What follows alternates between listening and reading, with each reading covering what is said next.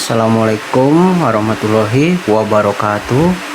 Hello everyone, my name is Robi Arakana and my NPM is 243 111 and 37, and today I will share about AHP versus SAO, understanding the difference in decision making. In everyday life, we often face situations where we need to make decisions based on several criteria at the same time. For example, choosing the best laptop, selecting new employee, determining supplier, or deciding internship location. A decision like this cannot rely on situation because every option has its own strength and weakness. Therefore, organizations and individuals often use decision-making method to make process more objective, structured, and reliable. Two popular methods that are commonly used are EHP and SAO. Although both methods are designed to support decision making, they have different concept, process, and advantage. Next is what is the meaning of AHP or analytic hierarchy process. AHP is a method developed by Thomas L. Satya to solve complex decision-making problem. The main concept of EHP is dividing a problem into several levels or hierarchy. Usually, the hierarchy consists of the main goal, decision criteria, sub-criteria if need, and alternative. One of the most important features of EHP is pairwise comparison. This means the decision maker compress criteria one by one to determine which criteria is more important. For example, when choosing laptop, we may compare price with performance, performance with battery life, and battery life with design. This comparison helps determine the priority of each criterion. After all the comparisons are completed, AHP calculates priority, weight, and produce a final ranking alternative. EHP also use something called the consistency ratio, which checks whether the judgment made by decision maker are logical and consistent. This is important because inconsistent judgment can reduce the reliability of the final decision. The advantages of EHP are that is systematic, detailed, and suitable for complex decisions involve many criteria. However, EHP also has weakness. The calculation process can be complicated and consuming time. The advantages of EHP are that is systematic, detailed, and suitable for complex decisions involving many criteria. However, AHP also has its weakness.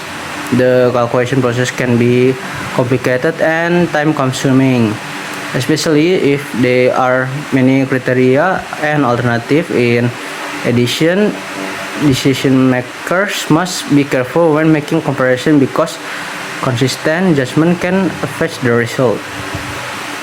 Next is SAO or simple additive weight. SAO is a simpler decision-making method compared to EHP. The main idea of SAO is calculating the total score of each alternative based on weight criteria. The process begins with determining the criteria and assign weight according to the importance. After that, the values are normalized so they can be compared fairly. The multiplied by its weight and summed together. The alternative with the high total score is considered the best choice. Because of its simplicity, SAO is widely used in situations that require quick and straightforward decision. For example, SAO can be used to evaluate employee, rank scholarship candidates, or select product based on several criteria. One major advantage of SAO is that it is easy to understand and fast to calculate. Even people with limited technical knowledge can use this method without much difficulty. However, SAO also had its limitation. Since it focuses mainly on total score, it may ignore the balance between the criteria. If one criterion has very high weight, the final result may become too influenced by that criterion alone. Next is comparison between EHP and SAO. Although both EHP and SAO are decision-making method, they are used different approach.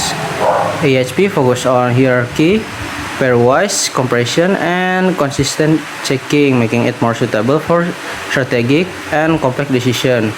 Meanwhile, SAO is focused on weight, scoring, and simple calculation, making it faster and easier to apply. Another difference is the calculating process. EHP requires many comparison between criteria and alternative, while SAO directly calculate score using determined weight.